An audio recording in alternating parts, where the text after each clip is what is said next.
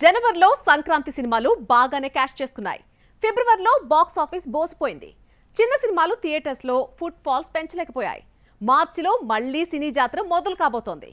కానీ last year Dasara లాగా ఈ ఏడాది ఉగాది మారుతోందా? టఫ్ కాంపిటీషన్ ఉన్న ఈ ఏడాది సంక్రాంతికి రిలీజ్ అయిన సినిమాలు మంచి కలెక్షన్స్ రాబట్టాయి. మనశంకర్ వరప్రసాద్ గారు జనవరి విన్నర్ గా నిలిచి 109 సెంటర్లలో 50 రోజులు పూర్తి చేసుకుంది. కానీ ఫిబ్రవరి నెలలో మాత్రం థియేటర్స్ బోసిపోయాయి. లో బడ్జెట్ మూవీస్ ప్రేక్షకుల్ని థియేటర్స్ కు రప్పించలేక నిరాశపరిచాయి. కాస్తో కూస్తో హిట్ అనిపించుకున్నది సంతోష్ శోభన్, మానస వారణాసి, కపుల్ ఫ్రెండ్లీ.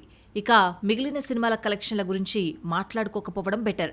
మార్చ్లో మళ్లీ పెద్ద సినిమాల సందడి మొదలు కానుంది. ఫస్ట్ అండ్ సెకండ్ వీక్ లో స్మాల్ మూవీలదే హడావిడి. మృత్యుంజయ్, సాంప్రదాయిని, సుప్పిని, శుద్ధపూసిని ఫస్ట్ వీక్ ఆక్యుపై చేస్తే సెకండ్ వీక్ బ్యాండ్ మేళంతో వచ్చేస్తున్నారు కోర్టు జంట హర్ష, రోషన్, శ్రీదేవి. ఇక అసలు సిసలైన సినీ సంబరం ఉగాది నుండి రాబోతోంది. కానీ గత ఏడాది దసరా సిచ్యువేషన్ ఇక్కడ రిపీట్ అయ్యేటట్లుగా మారనుంది.